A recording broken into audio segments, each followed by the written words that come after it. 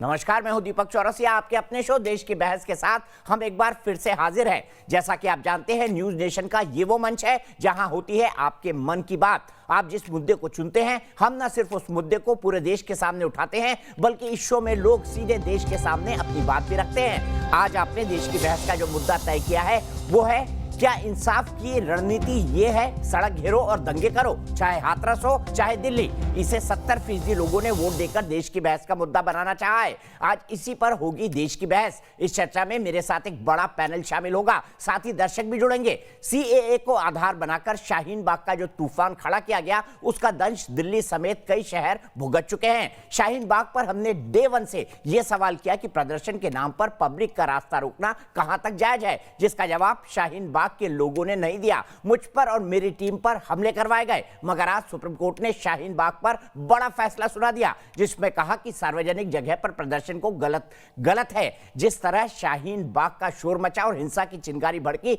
ठीक उसी तर्ज पर हाथरस को ले जाने की बैकडोर तैयार थी। हाथरस केस में इंटरनेशनल फंडिंग के तार मॉरिशस से जुड़े हैं। यह पता चला है कि करीब 50 करोड़ की फंडिंग हुई थी। फंडिंग मामले में जांच एजेंसियों के रडार पर आ गया है पीएफआई का आका अब्दुल सलाम। मगर सबसे बड़ा सवाल यही है कि किसी भी मुद्दे पर पहले प्रदर्शन का रंग देना और फिर दंगा ब्रिगेड की हिट एंड रन साजिशें देश के लिए कितनी खतरनाक हो चुकी हैं।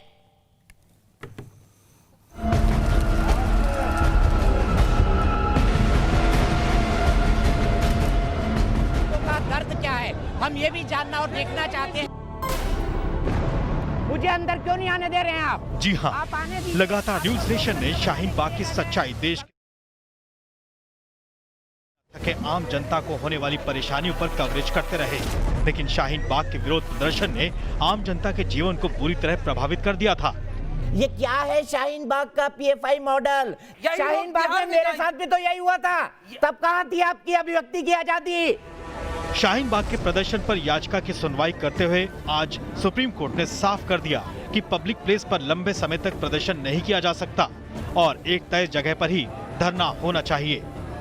प्रशासन को क्या करना है, कैसे लॉ एंड ऑर्डर मेंटेन करना है, ये प्रशासन की जिम्मेदारी है और उसे इसके लिए कोर्ट के ऑर्डर की जरूरत नहीं है। शाहीन बाग में 100 दिन तक सड़क रोककर प्रदर्शन हुआ था। 14 दिसंबर 2019 से सीएए के खिलाफ प्रदर्शन शुरू हुआ था। बाद में कोरोना के चलते लॉकडाउन होने पर 24 मार्च को प्रदर्शन थमा, लेकिन दिल्ली ने इस बीच दंगों का दंश भी झेला।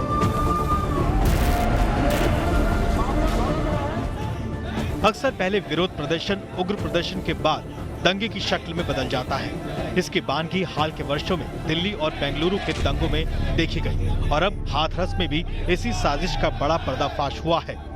यानी एक गरीब की लाश पर राजनीति करने वाले इन चेहरों को पहचानिए तो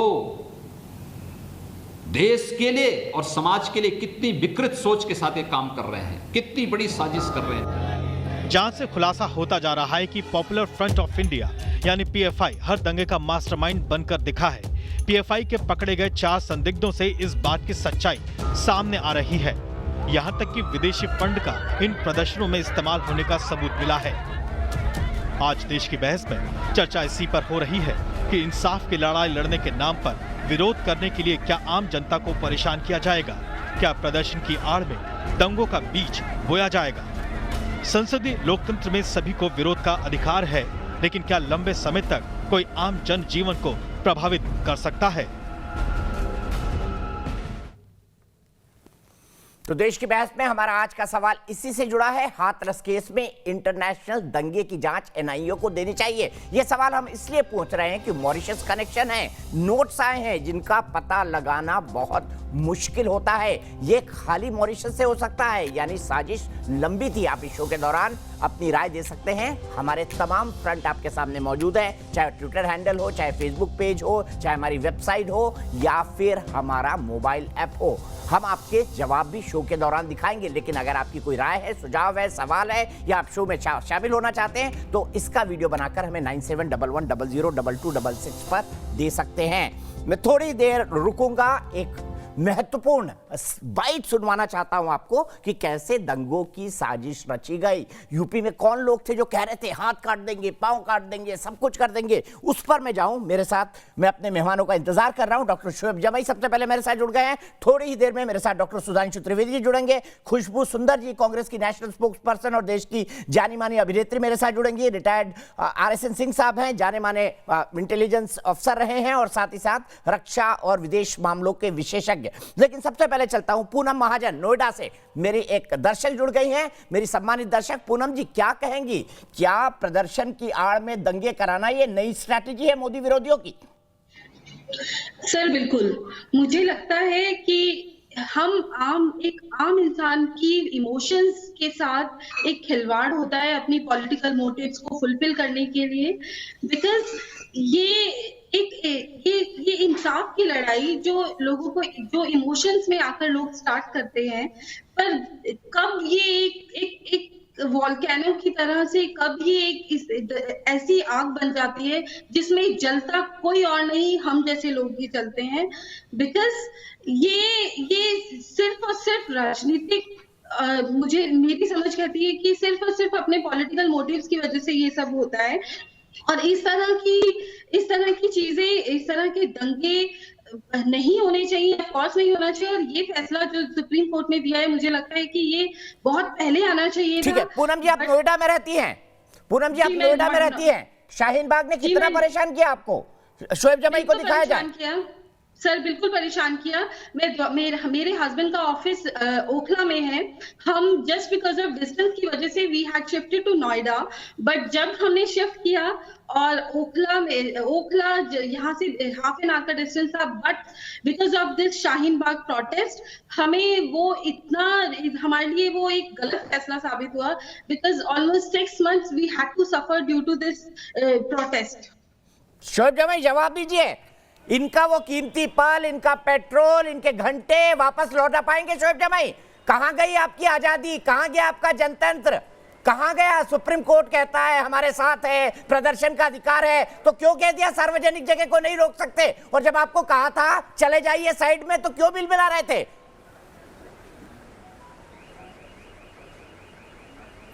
सुप्रीम कोर्ट का फैसला जो आज आया है उसको मैंने पढ़ा है बहुत गौर से, और सुप्रीम इसमें भी झूठ बोलेंगे आप। कहा है कि आपका संवैधानिक अधिकार है, यानी शाहीन बाग के आंदोलन को, सड़क पे रहना संवैधानिक अधिकार नहीं है शोएब जमाई। सवाल यही था, जंतर मंतर पे बैठ जाते, किसने रोका था? पार्क में बैठ जाते, परमिशन ले लेते। आप देख रहे हैं ना, यहाँ पे बैठी है पूनम महाजन जी, 100 दिन उनको जो परेशानी हुई, माफी मांगिए सबसे पहले उसके लिए। शोएब जमाई माफी मांगिए, नोएडा से ओखला रोज जाना पड़ता था, माफी मांगिए सबसे पहले। डिबेट में लिंचिंग कर देंगे सर। सर लिंचिंग तो आपने मेरी शाहीन बाग में की थी, दिखाइए वो तस्वीरें भी दिखा दीजिए। आपने मेरी लिंचिंग की थी शोएब जमाई शाहीन बाग में, भूल गए आप? दिखा दीजिए इनको तस्वीरें आप डिबेट में बैठ के। सर माफी मांगिए पूनम महाजन जी से सुप्रीम कोर्ट के फैसले के बाद। जनता का आक्रोश जब सरकार के खिलाफ होता है तो जनता प्रदर्शन करती है। आज जो किसान रेल रोक रहे हैं, आज जो किसान पर आ गए, शाहीन बाग की बात करिए, माफी मांगिए पूनम महाजन जी से। उनको जो 100 दिन तक तकलीफ हुई है, पूनम महाजन जी को माफी मांगिए शोएब जमाई। सुप्रीम कोर्ट के आज के फैसले के बाद सुप्रीम कोर्ट ने साफ साफ कहा है कि आपको किसी का आने जाने का मौलिक अधिकार छीनने का कोई हक नहीं है। माफी मांगिए पूनम महाजन जी से, शाहीन बाग को और पूरे एनसीआर को बंधक बनाने के लिए। देखिए, पहली बात तो कि माफी सरकार को मांगनी चाहिए कि जब शाहीन बाग का प्रदर्शन सरकार बैठी थी कि आप जैसे लोग बैठे थे शाहीन बाग में, दादी नानियों को आगे करके सरकार बैठी थी कि आप बैठे थे शाहीन बाग में? मसला हल तो सरकार को करना था ना। अब आप बीच बीच में टोकेंगे तो डिबेट मत करवाइए ना, हटा दीजिए यहाँ से कैमरा। क्या आप बीच बीच में टोक रहे हैं? 2 शब्द बोलने नहीं देते हैं, बीच बीच में टोकते हैं आप। शोएब जमाई जी सवाल का जवाब ऐसे होती है डिबेट। आप, मैं तो कह रहा हूं पूनम जी से माफी मांगिए, लीजिए 1 मिनट मैं दे रहा हूं जवाब, आप सुनेंगे तब। पूनम जी आप वहां पे सरकारी दलाली करते हैं, यहाँ से बैठ करके टीवी चैनल पे बीजेपी को बचाते हैं, सरकार को बचाते हैं। दलाली करते हैं देश जानता है शोएब जमाई, आप सुनना नहीं चाहते जवाब, खाली आपको अपनी बात करना है, खाली आपको अपनी बात करना है। कमाल है। तो सुनिए ना सर जवाब, मैं जवाब दे रहा हूं। मैंने कहा कि जब एक हफ्ते के अंदर में क्या सरकार उस मसले को हल कर देती तो 102 दिनों तक वहां पे प्रदर्शन करने की जरूरत पड़ती क्या? लोग अपनी मर्जी से क्या वहां पे ठठुरती रात में, और बच्चों को और सबको घर परिवार छोड़ करके महिलाएं जो वहां प्रदर्शन कर रही थी वो जानबूझ के कर रही थी। अगर सरकार को इतनी चिंता थी तो एक हफ्ते में मसला हल हो जाता, एक बार आके डेलीगेशन के साथ बातचीत हो जाती तो जरूरत भी नहीं पड़ती, किसी को तकलीफ नहीं होती। लेकिन सरकार को पता था कि शाहीन बाग से उनको दिल्ली विधानसभा चुनाव में फायदा मिल रहा है, बीजेपी को पता था, इसलिए उन्होंने उस अब ये बताइए आखिर में उनको फायदा नहीं हुआ, मीडिया कोऑर्डिनेटर थे क्या? तो आप डेलीगेशन बना पाए वहां पर? आप कोई डेलीगेशन बना पाए? क्यों जूतम पेजार हो जाती थी डेलीगेशन बनाने के नाम पे? कितनी बार होम मिनिस्टर ने आपको बुलाया? सुधांशु जी को जोड़िए भाई, आदरणीय खुशबू जी आ गई हैं, मैं बहुत बड़ा फैन रहा हूं खुशबू जी का। अगली बहस की तरफ जाऊंगा, बताइए शोएब जमाई जी। मैं खुद भी सुनिए, मैं खुद यहाँ से केंद्रीय मंत्री रविशंकर प्रसाद जी से दो बार जाकर के मुलाकात की और हमने गुजारिश की कि सर एक डेलीगेशन लेकर के आप शाहीन बाग भिजवा दीजिए, अपने कोई भी सीनियर लेवल के अधिकारी के साथ आप चले, क्योंकि हमारा रॉ ऑर्गेनिक प्रोटेस्ट अभी कोई समिति नहीं बनी। हाँ, बाद में समिति बनी शाहीन बाग राष्ट्रीय आंदोलन समिति, जिसका मुझे सह संयोजक और प्रवक्ता बनाया गया, लेकिन उस वक्त नहीं बनी थी। तो सरकार ने जो है इस पर कोई फिक्रमंद नहीं हुई, तो सरकार को माफी मांगनी चाहिए, बीजेपी को माफी मांगनी चाहिए। पूनम महाजन जी, इनकी माफी बनती है? ये तो बीजेपी यहाँ से सारी कुछ, सर इनकी बीजेपी को माफी मांगनी चाहिए था। आज किसानों से माफी नहीं मांगेंगे। पूनम जी बोलिए, सिंह साहब को लाऊंगा। किसानों से माफी मांगिए ना आप। सर इनकी माफी बनती है नहीं बनती, पर मैं ये बात जरूर बताना चाहती हूँ कि ये जो भी प्रोटेस्ट हुआ ये इमोशनल सिर्फ और सिर्फ जो लोग बैठे हुए थे उन्हें ये भी नहीं मालूम था बिहार को सर आपने 90,000 करोड़ का वादा किया था, अभी तक बिहार को पैकेज नहीं दिया। रोजाना हर 2 घंटे में रेप की घटनाएं हो रही हैं बिहार में सर। यहाँ से मुजफ्फरपुर का रेप कांड होता है। शोएब भाई दर्शक के बीच में मत बोलिए प्लीज। पूनम जी कंप्लीट कर लीजिए। ठगने का काम किया है सर। मैं ये कहना चाहती हूँ कि एक्चुअली ये लोग हमारे यही 2 गुजराती पूरे देश को भी ठग उस टाइम प्रोटेस्ट में बैठे हुए थे, उन लोगों के इमोशन से खेला जा रहा था, बिकॉज आधे से ज्यादा लोगों को ये भी नहीं पता था कि वो क्यों बैठे हुए हैं। दूसरी बात, हम आम पब्लिक, बिजनेस ओनर्स और जो एम्प्लॉयज, उनको कितना सफर करना पड़ा, उसका रिस्पॉन्सिबिलिटी, उसकी अकाउंटेबिलिटी किसकी है? ये सिर्फ ना सिर्फ हमारे लिए economically, also mentally it was so harassing. Who is accountable for this? ठीक है शोएब भाई, जवाब देंगे आप? उनको इमोशनली, मेंटली, फिजिकली, फाइनेंशियली सब परेशान करने वाला था पूनम जी को, जवाब दे दीजिए। और कितनी दादियों को पता था सीए का फुल फॉर्म क्या है? कितनों को पता था एनआरसी का फुल फॉर्म क्या है? कितनों को पता था एनपीआर का फुल फॉर्म क्या है? देखिए एनसीआर नहीं एनआरसी होता है। गलत तो आप ही बोल रहे हैं सर, आप ही को कुछ नहीं पता है एनसीआर होता है या एनआरसी बोल रहा हूं। हमारी दादियों को सब पता है। नहीं, आप एनसीआर बोले सर। अच्छा ठीक है, आप एनसीआर बोलते हैं ना सर, आप वो एनआरसी है सर। हाँ, आप महात्मा गांधी है, नेशनल रजिस्टर फॉर ध्वजवाहन सिटीजनशिप। जी देखिए, दादियों के बारे में तो टाइम मैगजीन ने खुद 100 प्रभावशाली दुनिया के व्यक्तियों में शामिल किया जो शाहीन बाग की है। अगर इंटरनेशनल रिकॉग्निशन मिल रहा है उस आंदोलन को, तो मुझे नहीं लगता कि किसी और के सर्टिफिकेट की जरूरत है। आंदोलन तो हमेशा से रहा है। हमको सरकार से इजाजत लेनी है, सुप्रीम कोर्ट की इजाजत लेकर के जेपी का आंदोलन हुआ था क्या? सुप्रीम कोर्ट की इजाजत लेकर के जेपी का आंदोलन हो रहा था? ये मैं सवाल पूछ रहा हूं आपसे। ठीक है, मैं जेपी का आंदोलन सुप्रीम कोर्ट के सर्टिफिकेट से हुआ था? हम आएंगे इस मसले पर भी आएंगे। सिंह साहब भी मेरे साथ हैं, लेकिन आज जो बड़ा मुद्दा है, खुशबू सुंदर जी जुड़ी हुई है मेरे साथ। सबको इजाजत है सरकार के खिलाफ आवाज उठाने की। हम फिर आएंगे इस मुद्दे पर, हमारे पास बहुत वक्त है अभी। मुझे पता है आज आप पटना में हैं और वहां पे राजनीतिक गतिविधियां बहुत सारी हैं, लेकिन इस बीच क्या हाथरस में जो कुछ हुआ वो ठीक था? खुशबू सुंदर जी मेरे साथ हैं, डॉक्टर सुधांशु त्रिवेदी जी मेरे साथ हैं। मैं एक स्टेटमेंट सुनाना चाहता हूं। खुशबू जी, सबसे पहले आपका वेलकम करता हूं। मैं आपका बहुत बड़ा फैन रहा हूं, इसलिए मुझे बहुत खुशी है कि आप इस शो के अंदर बैठी हैं। लेकिन उससे पहले मैं आपको सुनाना चाहता हूं कि यूपी में कांग्रेस के एक नेता जो ऑल इंडिया कांग्रेस कमेटी के सेक्रेटरी रहे हैं, राष्ट्रीय स्तर के नेता हैं, उन्होंने सार्वजनिक तौर पर क्या बयान दिया, हाथरस के बाद वो क्या प्लान कर रहे हैं, सुनिए।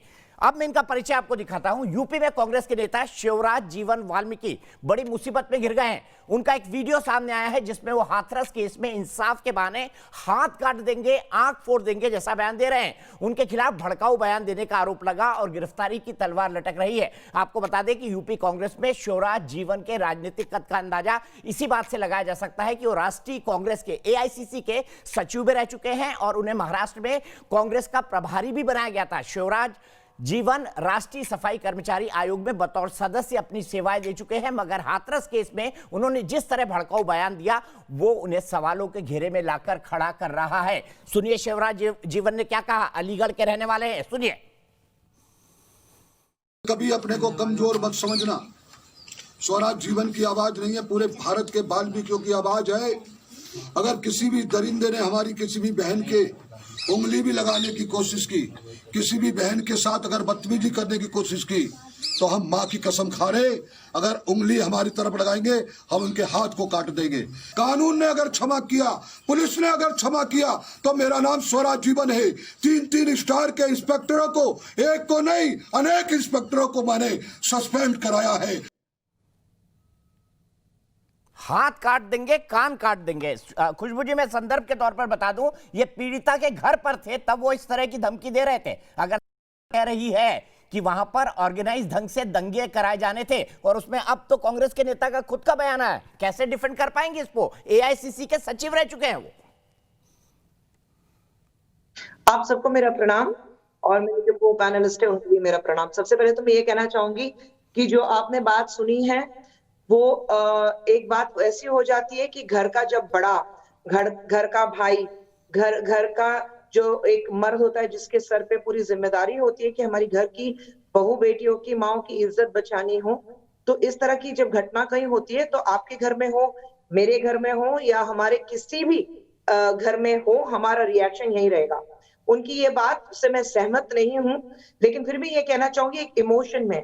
लेकिन मैं ये सवाल जरूर पूछना चाहूंगी कि उस वीडियो का क्या हुआ जब जो बीजेपी के जो प्रवक्ता थे, बीजेपी के सपोर्टर्स थे, वो लोग हाथरस में वो जो लड़की का गैंग रेप हुआ था उसके घर के बाहर बैठ के जो धमकी दे रहे थे कि भाई भैया जी आए हैं, बाहर आइए, फिर हम दिखाते हैं हम हैं कौन। क्या आपको CBI पर SIT पे भरोसा नहीं है? आइए बाहर। मैं कहती हूँ उस बात पर क्यों बहस नहीं हुई? वो तो घर में घुसकर जो घर में इतनी बड़ी एक तादाद हुई है, इतना बड़ा हादसा हुआ है, 19 साल की बेटी को गवाया है और वो भी इतनी बुरी तरह कि उसका गैंग रेप हुआ था, उसकी रीढ़ की हड्डी तोड़ी गई थी, उसकी गर्दन मरोड़ी गई थी और उसको सुबह 4 बजे जला दिया गया, लेकिन उसके बारे में एक आवाज नहीं उठाई, एक चूंचा नहीं हुई। और हमारे प्रवक्ता ने, हमारे AICC एक्स मेंबर ने किसने ये बात की है कि हाथरस की बेटी दलित थी, वाल्मीकि समाज से थी, तो आपने पेट्रोल डाल के जला दिया। ठीक है, उसको एक सुधांशु त्रिवेदी, शोएब भाई, मैं आप आऊंगा आपके पास। सुधांशु त्रिवेदी जी, सवाल भारतीय जनता पार्टी के नेताओं पर उठा रही है, लेकिन खुशबू जी अगर आप ये बता दें कि ये कौन नेता थे भारतीय जनता पार्टी के जिन्होंने ये बयान दिया था? उसको घी के बजाय पेट्रोल के साथ आप जला देंगे रात के 2 बजे। मुझे बात खत्म करने दें, आप बीच में ना टोकें, क्योंकि आप बाकी लोग के साथ बीच में टोकते हैं तो मेरे साथ आप टोक नोक नहीं कर सकते। मुझे बात खत्म करने दें। मैं नहीं टोक रहा था, दूसरे पैनलिस्ट टोक रहे थे।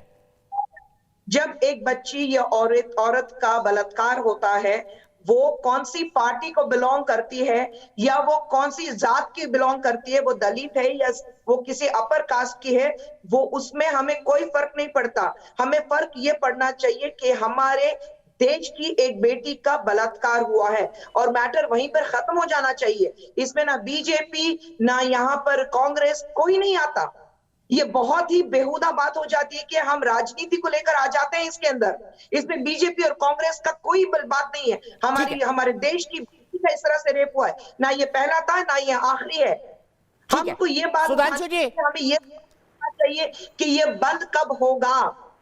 ठीक है, ये बंद कब होगा की घटनाएं, बलात्कार की घटनाएं कब बंद होंगी?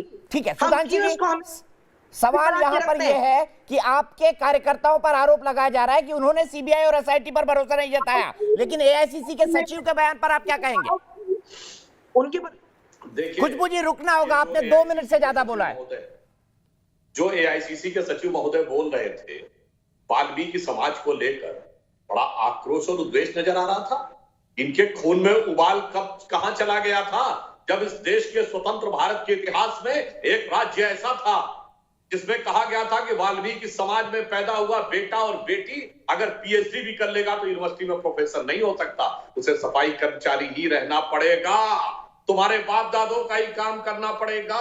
वो था जम्मू कश्मीर, धारा 370। अरे काहे नहीं बोले थे तब स्वराज जीवन जी? 4 पीढ़ियों तक वाल्मीकि समाज का अपमान और उसके बाद चुप्पी, और जब वो धारा हटी तो विरोध, जिसकी वजह से वाल्मीकि समाज को यदि सम्मान मिलना शुरू हुआ उनके बेटे बेटियों को, तो उसका विरोध। अनुसूचित जाति का आरक्षण नहीं था जम्मू कश्मीर में तो स्वराज जीवन जी के मुंह से सा नहीं निकला। अलीगढ़ मुस्लिम यूनिवर्सिटी और जामिया में दलितों का आरक्षण छीन के मुस्लिमों को दे दिया गया, उनके मुंह से सा नहीं निकला। खुशबू जी ने एक अच्छी बात कही कि अगर किसी भी प्रकार का बलात्कार होता है तो उसकी जात नहीं देखी जानी चाहिए, न क्षेत्र देखा जाना चाहिए, राजनीतिक प्रतिबद्धता देखी जानी चाहिए, परंतु ये बलरामपुर से लेके 12 तक चुप्पी हो जाती है, हाथरस में बड़ी प्रतिक्रिया हो जाती है, और इतना ही नहीं वो वाल्मीकि समाज के मंदिर में जाकर उपवास भी हो जाता है, सब प्रकार की बात होती है। और जब जाति धर्म से ऊपर उठना चाहिए, खुशबू जी आपने अच्छी बात कही है, ये निर्भया के साथ दुर्दांत बलात्कार करने वाले जो लोग थे, जिसकी वजह से कानून तक बदलना पड़ा, उनको जब फांसी दी गई तो एक संस्था थी जिसने कहा था फांसी देना अमानवीय है, उन दुष्ट दरिंदों को फांसी देना अमानवीय है। वो कौन थी? Amnesty international. और आपके लोगों ने छाती ठोक ठोक के पिछले हफ्ते उसका समर्थन किया है। कृपया आज विनम्रता से आप कह दीजिए, एमनेस्टी इंटरनेशनल के इस दुष्ट और भ्रष्टतापूर्ण बयान के चलते हुए आप लोग उसका कभी समर्थन नहीं करेंगे, या शोभे जमाई नहीं बोलेंगे, और शायद खुशबू जी के भी लोग नहीं बोलेंगे। तो यहाँ समस्या ये है कि कहना बाहर से कुछ और करना अंदर से कुछ और। ठीक है, जांच भी खुशबू जी जवाब, देखना, मैं कोई सवाल नहीं पूछता, और सुधांशु जी ने सवाल पूछ लिया। समर्थन करने वाली संस्थाओं का समर्थन भी कर। जहां तक मेरा सवाल होता है, मैं किसी पार्टी की तरफ से ज्यादा बात करने के बदले एक मां होने के नाते, एक 20 साल की और एक 18 साल की बेटियों की मां होने के बावजूद मैं यहाँ बैठी हुई हूँ, क्योंकि आज जो घटना हम दुनिया भर में देख रहे हैं, ये कौन से क्षेत्र में हो रही है, चाहे वो भाजपा की गवर्नमेंट है उस स्टेट में या कांग्रेस की गवर्नमेंट है उस स्टेट में, वो देखने का वक्त ये नहीं है। चाहे वो राजस्थान हो या महाराष्ट्र हो या आप कहें कि कोलकाता हो या तमिलनाडु हो या उत्तर प्रदेश हो, ये सारा का सारा हमारे हिंदुस्तान का हिस्सा है। और मैं वैसे देखना चाहूंगी सारा हिंदुस्तान, मैं अपनी बेटियों के लिए एक महफूज देश बनाना चाहूंगी, एक मुल्क जो है महफूज मुल्क होना चाहिए हमारी बेटियों के लिए। मैं कहती हूं यहाँ पर किसने क्या कहा वो इंपॉर्टेंट नहीं है, हमें कलेक्टिवली ये सोचना चाहिए कि हम इन चीजों पे रुकावट कब लाएंगे। और मैं कहती हूँ एक बेटी का रेप हुआ है, हम यहाँ पर वापस जात की बात कर रहे हैं, वहां पर ऊंच नीच की बात कर रहे हैं कि एक दलित लड़की का रेप हुआ है। अरे दलित नहीं थी वो लड़की, एक बेटी थी, किसी माँ की बेटी थी, किसी बाप की बेटी थी, किसी घर का चिराग थी, रोशनी थी एक घर की। मैं बिल्कुल एग्री करता हूँ, लेकिन जाति और राजनीति आपकी ही पार्टी ने ढूंढनी शुरू की। खुशबू जी, मेरा काउंटर सवाल है, जाति और राजनीति आपकी पार्टी ने ही ढूंढनी शुरू की नहीं कि जब राहुल गांधी जी और प्रियंका गांधी जी जा रहे थे तो अपोजिशन का हक बनता है उनको जाने दिया जाए। उनको रोका क्यों गया? उनको रोका क्यों गया? किसी भी राजनीति में ये जायज नहीं है कि जब अपोजिशन पार्टी लीडर किसी घटना की तरफ दौड़ रहे हो कि उनके ऊपर रोक लगाई जाए। ये कहीं भी नहीं है, खाली हमारे देश में ऐसा क्यों होता है? उनका हक नहीं है जाना? अगर इतना ही प्रॉब्लम था तो क्यों नहीं गए? यहाँ पे भाजपा के लोग क्यों नहीं गए? यहाँ पर डिबेट में बैठ के बात कर रहे हैं, वो लोग क्यों नहीं गए? भाजपा की जितनी भी महिलाएं हैं, कौन सी महिला जाके उस बेटी से मिलकर आई, उस माँ से मिलकर आई जिसने अपनी बेटी को खोया? किसने आवाज उठाई? एक महिला बताइए मुझे। खुशबू जी जवाब ले लेते हैं, खुशबू जी जवाब ले लेते हैं। देखिए, खुशबू जी ने कहा कि वहां पर जाना हक था, बिल्कुल जाना हक था, कौन मना कर रहा है, परंतु आपने कहा हमारे यहाँ लोग क्यों नहीं गए? जहां जिसकी सत्ता होती है उसे कार्रवाई करनी चाहिए। आज स्थिति क्या? हाथरस में चारों अभियुक्त गिरफ्तार, चार्जशीट दाखिल, एसआईटी की समयबद्ध जांच, फास्ट ट्रैक कोर्ट को समर्पित, सीबीआई को रिकमेंड, और उत्तर प्रदेश सरकार ने कहा अगर सर्वोच्च न्यायालय के न्यायाधीश के मॉनिटरिंग में भी सीबीआई की जांच हो तो हमें आपत्ति नहीं है। मगर ये बताइए कि ये राहुल गांधी जी और प्रियंका गांधी जी की जहां सरकार है वहां क्यों नहीं बोले? वो 12 में भी तो एक आदिवासी बच्ची के साथ बलात्कार हुआ, वहां का मुख्यमंत्री राजस्थान का बोलता है अपनी मर्जी से गई थी। वहां के पुलिस अधिकारी का ऑन रिकॉर्ड बयान है, प्रेम प्रसंग का मामला था। सरदार शहर में पुलिस कस्टडी में रात में राजस्थान में मौत हो जाती है और रातों रात उसकी लाश जला दी जाती है। अरे भाई, वहां तो आपकी आंख के इशारे पे न्याय हो सकता है, वहां क्यों नहीं कर रहे हैं? और अगर उत्तर प्रदेश के अन्याय के लिए तड़पन है तो बलरामपुर में दलित बच्ची के साथ बलात्कार हुआ, वहां क्यों नहीं बोल रहे? इसलिए क्योंकि वो करने वालों का आपको मजहब नजर आ रहा है। अगर आपके मन में, और मैं आपने जवाब नहीं दिया कि एमनेस्टी इंटरनेशनल अपराधियों के लिए संवेदना का बयान दिया, तो आपने उसकी आलोचना क्यों नहीं की? सुधांशु जी, पहले मैं आपसे विनती करूंगी, प्लीज फॉर गॉड सेक, आदिवासी लड़की थी या दलित लड़की थी बोलना बंद कीजिए। हमारे से कि अपने नेता से कहिए, खुशबू जी वो क्या कह रहा है वाल्मीकि, बात कीजिए। ये क्यों आप लोग क्या कर रहे हैं? चाहे वो आदिवासी थी या चाहे वो दलित थी या किसी बड़े जात की थी या मुसलमान थी, बेटी बेटी होती है, लड़की लड़की होती है। आप लोग क्यों इस बात को नहीं समझते? अरे तो इस बात पे जोर क्यों नहीं देते आप लोग? आप ये कहिए कि आपके नेता ने गलत कहा और आप उसका भर्त्सना करती, आलोचना करती, कहिए। मैं बिल्कुल करती, मैंने पहले ही कहा, उन्होंने जो कहा मैं उससे बिल्कुल भी मैं उसको आदर नहीं दूंगी। उन्होंने कहा, अच्छा यहाँ पे आ गया। एक बात नहीं, आज मैं आपसे एक बात पूछती हूँ। बात थी क्या आपने? आज मैं आपसे एक बात पूछती हूँ। आज मैं आपसे एक बात नहीं, खुशबू जी, मैं क्लैरिफिकेशन लेना चाहता हूं। राहुल और प्रियंका ने जाति के आधार पर यह पूरी राजनीति शुरू की थी। क्या आप ये कह रही हैं कि राहुल और प्रियंका की इस राजनीति से खुशबू सुंदर, जो कांग्रेस की प्रवक्ता है, वो सहमत नहीं है? क्योंकि वाल्मीकि मंदिर में जाना, दलित की बेटी बोलना, दलित परिवार के घर जाना, ये क्या जताता है? ये भी तो राजनीति है। माफी चाहूंगी, उन्होंने कहीं भी, राहुल गांधी जी और प्रियंका गांधी जी ने कहीं भी दलित का इस्तेमाल नहीं किया। नहीं, वो वाल्मीकि समाज के मंदिर में क्या करने गए? दलित बोलते रहे। एक औरत का रेप हुआ है, जब प्रियंका गांधी ने प्रोटेस्ट तो वाल्मीकि समाज के मंदिर में हो रहा था मैडम। खुशबू सुंदर जी, प्रोटेस्ट तो वाल्मीकि समाज के मंदिर में हो रहा था ना। नहीं, अगर रोक नहीं लगाई जाती, अगर राहुल गांधी जी और प्रियंका गांधी जी पे रोक नहीं लगाई जाती तो ये बात इतनी बवाल की तरह खड़ी नहीं होती। रोक लगाई गई, उनको रोका गया, राहुल गांधी जी को ढकला गया। प्रियंका गांधी जी को एक मेल पुलिस ऑफिसर ने उनका कुर्ता पकड़ा, फीमेल, मालूम है उनको कि प्रियंका जी आ रही है, फीमेल ऑफिसर क्यों नहीं थी वहां पर? फीमेल ऑफिसर, उनका हक कैसे बनता है? एक मेल पुलिस ऑफिसर ने कैसी हिम्मत की कि प्रियंका गांधी जी का शर्ट पकड़े? इस बात की निंदा कोई नहीं करेगा। राहुल जी को ढकला गया था वहां पर। खुशबू जी, आप गोलपोस्ट क्यों चेंज कर रही है?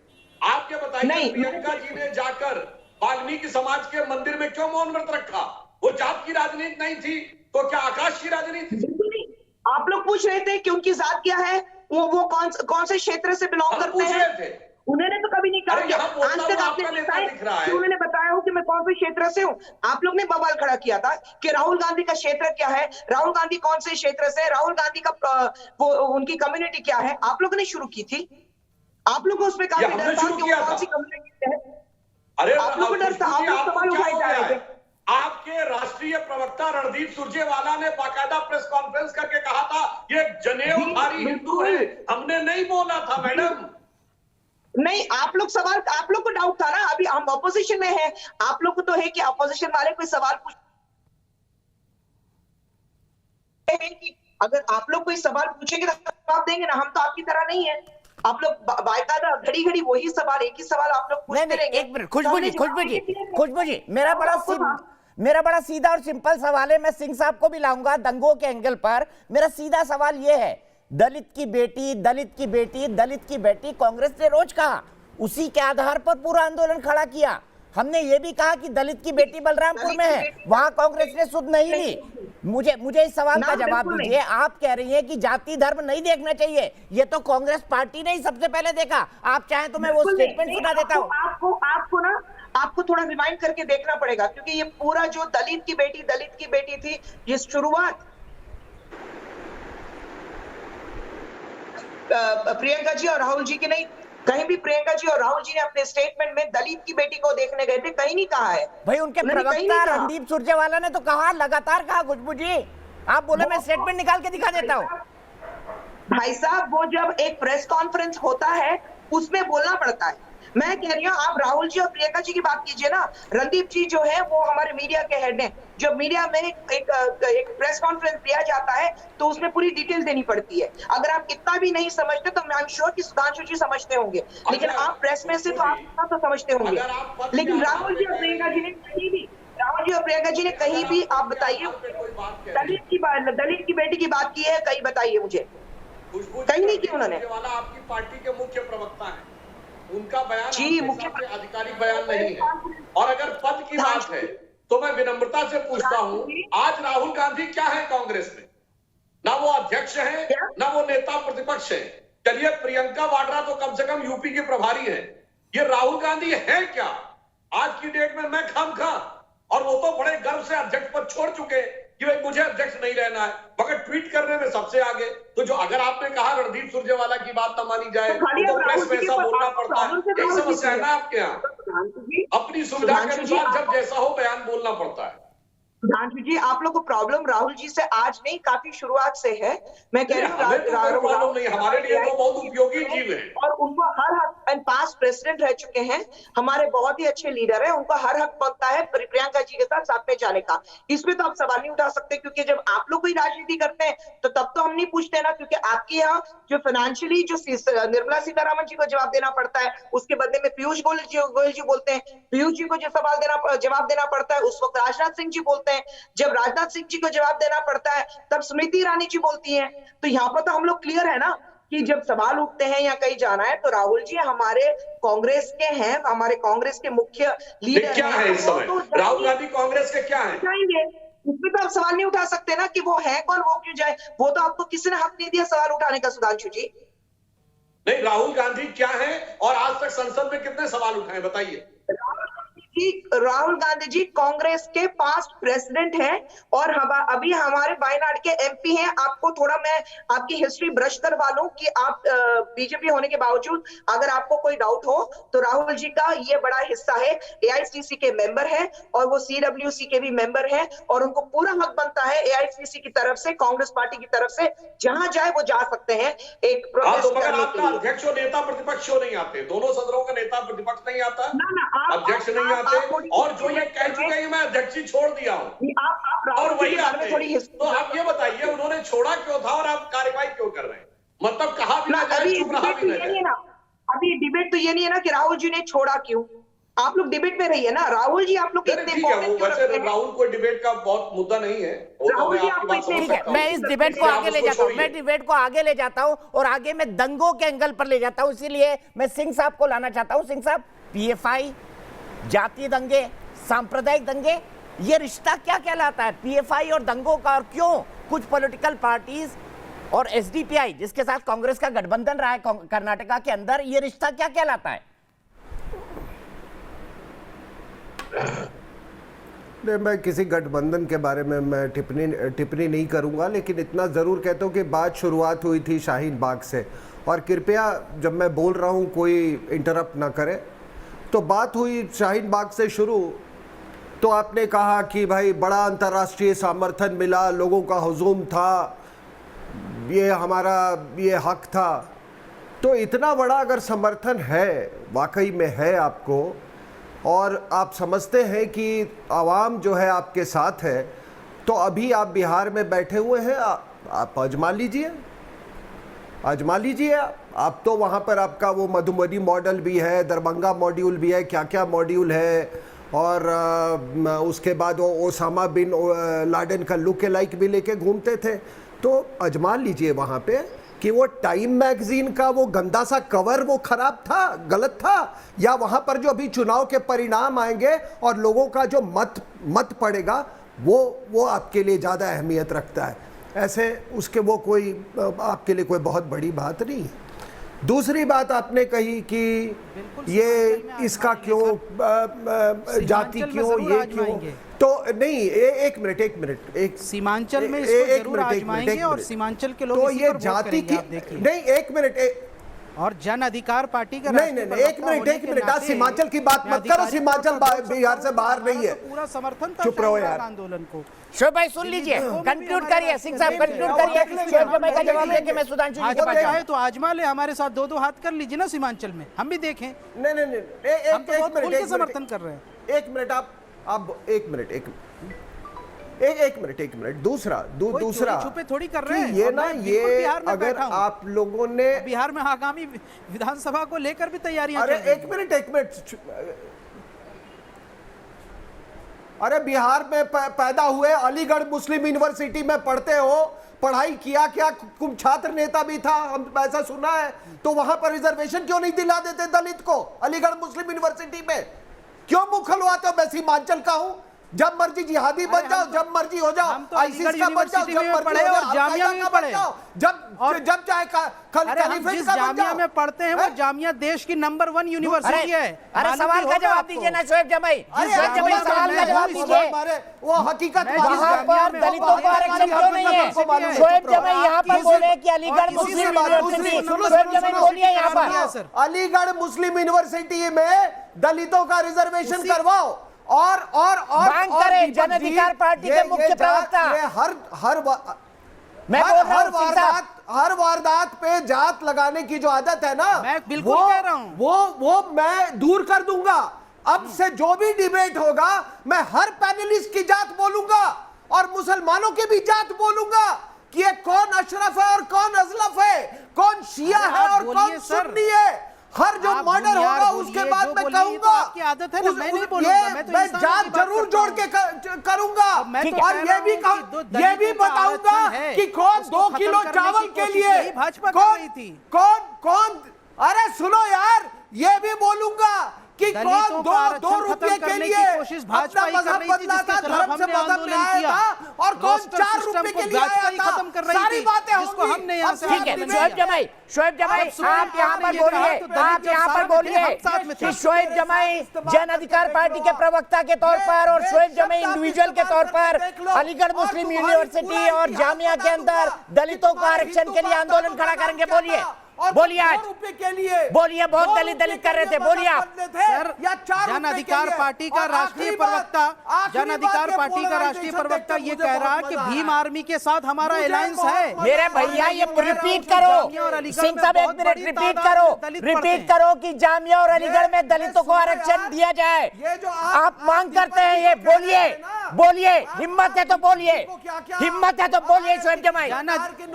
जन अधिकार पार्टी का राष्ट्रीय प्रवक्ता ये कह रहा है कि जामिया और अलीगढ़ में दलित बहुत बड़ी तादाद में पढ़ते हैं। नहीं, आरक्षण दिया जाए, बोलिए आरक्षण दिया जाए। आपने दलितों को वहाँ आरक्षण से क्यों वंचित रखा है? आरक्षण दिया जाए, शोएब जमाई बोलिए, हिम्मत है तो बोलिए, में होगी, मीडिया में होगी।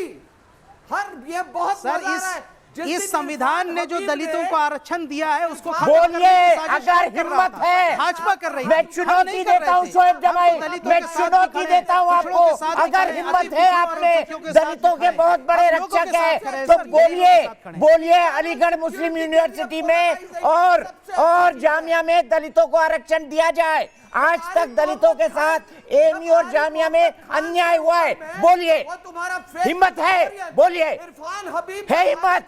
दलितों के हितों की बात करते हो, है हिम्मत तो बोलिए और बोलिए आप खड़े होंगे आंदोलन के लिए, उसके बाद वोट मांगने जाएंगे बिहार में। झूठी राजनीति और झूठा। अरे भाई आप देखिए, जब मेरे जवाब देने की बारी आई तो आपने यहाँ से हमारा ये ईयरपीस ही जो है ये आवाज ही नहीं आ रही है। आप लोग ये पीसीआर से क्या करवा रहे हैं? सही सवाल सुनेंगे नहीं शोएब जमाई, दोहरा देता हूं मैं फिर से, शोएब जमाई बोले कि आज तक अलीगढ़ मुस्लिम यूनिवर्सिटी और जामिया में दलितों के साथ अन्याय हुआ है, दलितों के साथ अन्याय हुआ है। शोएब जमाई क्यों भाग रहे हैं? डर गए शोएब जमाई, शोएब जमाई भाग गए। दलितों की बड़ी बात कर रहे थे, एमी और जामिया में आरक्षण के नाम पर भाग गए शोएब जमाई। माइक उतार रहे हैं आप, ना सुनने का नाटक कर रहे हैं शोएब जमाई ना सुनने का नाटक कर रहे हैं, क्योंकि जामिया और अलीगढ़ में दलितों को आरक्षण दिया जाए ये बोलने की हिम्मत शोएब जमाई के अंदर नहीं है। ये बोलने की हिम्मत शोएब जमाई के अंदर नहीं है, ये बोलने की हिम्मत शोएब जमाई के अंदर नहीं है। सीधा चलता हूं सुधांशु त्रिवेदी जी के पास। डॉक्टर सुधांशु त्रिवेदी, ये क्या दोगला रवैया है? देखिए, बड़ी साफ बात है। आपने अभी तो एक वानगी देखी कि अलीगढ़ यूनिवर्सिटी और जामिया मिलिया में दलितों को आरक्षण नहीं मिलेगा। वानगी नंबर 2, कांग्रेस पार्टी कहेगी कि पहले आंध्र प्रदेश में फिर कर्नाटक में मुस्लिमों को आरक्षण मिलेगा। मनमोहन सिंह कहेंगे मुस्लिम should have first right over the national resources of India. वाह भाई वाह। हमारी सरकार ने क्या कहा? दलित, शोषित, वंचित, गरीब, निर्धन, उसका पहला हक। स्टार्टअप हो, आयुष्मान भारत योजना हो अथवा उज्ज्वला योजना, ये क्या कहते हैं? मुस्लिम्स का पहला हक। और एक ही राज्य था ना जिसके बारे में बड़ा ये छाती ठोक ठोक कहते थे कि मुस्लिम राज्य है, मुस्लिम बाहुल्य राज्य था, जम्मू कश्मीर। दलितों को आरक्षण नहीं। और याद करिए, भारत का हिस्सा था, पाकिस्तान बांग्लादेश बन गया। सीए के अंतर्गत नागरिकता का आवेदन देने वाले हिंदुओं में 80% दलित थे। क्यों? वो भीम मीम के बड़े भारी वो बन के आ गए वहां से। बताइए ना संजीव प्रकाश जी, आप ये बात कहते हैं, आपके दिल में वो दर्द नहीं होता कि हर जगह दलितों का आरक्षण छीना जाएगा? चलिए, बलरामपुर की तो घटना एक आपराधिक घटना है, जो संवैधानिक घटना है, चाहे एएमयू हो, जामिया हो, जम्मू कश्मीर हो, या जो दुर्भाग्य की घटना है कि सीए के 80% दलितों को आरक्षण नहीं देना है, सॉरी नागरिकता नहीं देनी है, इसके बारे में आप लोगों का दिल क्यों नहीं धड़कता है? ये मेरी समझ से बाहर है। ये दलितों से कैसा प्रेम है जो दलितों के जख्मों के ऊपर नमक छिड़ककर राजनीति करने के लिए तो आगे रहता है, पर उनके घावों पे मरहम नहीं लगाना चाहता। सीए से लेके, कश्मीर से लेके, जामिया से लेके और अलीगढ़। ठीक है, आपके सेक्युलर चैंपियन सतीश प्रकाश जी दलितों के अधिकार की बात करते हैं। अभी घड़ियाली आंसू बहा रहे थे जब उनसे कहा गया एएमयू और जामिया में दलितों को आरक्षण दिया जाए, ये मांग कर दीजिए, शो छोड़ के भाग गए। इन्हीं से भाईचारा करते हैं ना, इस्लामिक और दलित अलायंस, क्योंकि दलित तो हिंदू था नहीं। दीपक जी, चर्चा आज आरक्षण के ऊपर है क्या? नहीं, शाहीन बाग के ऊपर है। ये शाहीन बाग के सेक्युलर चैंपियन एक सवाल सुनकर भाग गए। सुधांशु जी से ये पूछिए, अब मेरे सवाल का जवाब दीजिए ना, क्यों नहीं मिलता एएमयू और जामिया में आरक्षण? जवाब दीजिए ना। आप बड़ी बात करते ना, इस्लामिक और मुस्लिम अलायंस, जवाब दीजिए। हिम्मत नहीं है आपको बोलने की, सतीश प्रकाश जी, हिम्मत नहीं है आपको बोलने की। वो राजवीर सिंह जी से जाकर के पूछे कि जो जातीय आरक्षण इनको मिला हुआ है कि दलितों की लड़कियों के साथ बलात्कार करो, उनकी रिपोर्ट मत लिखने दो, घड़ियाली सतीश प्रकाश जी सवाल का जवाब नहीं देंगे आप, जवाब दीजिए। फिर पीड़ित पक्ष के साथ अन्याय करो और जो रेप करने वाला है उसके साथ खड़े हो जाओ, तो ये आरक्षण सुधांशु जी समझाएंगे ना? नहीं बोलेंगे आप, नहीं बोलेंगे। एक जाति का है, आपकी दुकान बंद हो जाएगी सतीश प्रकाश जी, आपकी दुकान बंद हो जाएगी। लीडर है उनकी जाति के, वो बचाने के लिए आ जाते हैं, चिन्मयानंद स्वामी के आरक्षण में कदम हो जाते हैं। तो भैया जातीय आरक्षण की चर्चा कर लो ना। देखिए सुनिए दीपक जी, किसी दिन बात करेंगे, आरक्षण की भी बात करेंगे। आज यहाँ मानवता की बात हो रही है, आज यहाँ अन्याय के खिलाफ जो लड़ाई है, जो सड़ी गली व्यवस्था के खिलाफ लड़ाई है, उसके ऊपर चर्चा कीजिए। आप देखिए, सुनिए,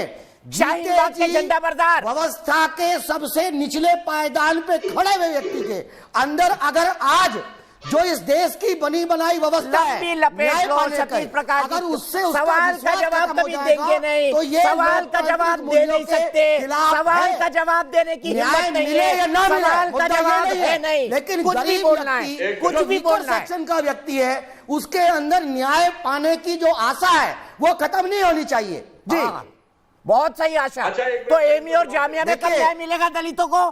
बताइए सतीश प्रकाश, एएमयू और जामिया में कब न्याय मिलेगा दलितों को? इसका भी जवाब दे दीजिए। आरक्षण दीजिए ना जवाब, दीजिए ना जवाब।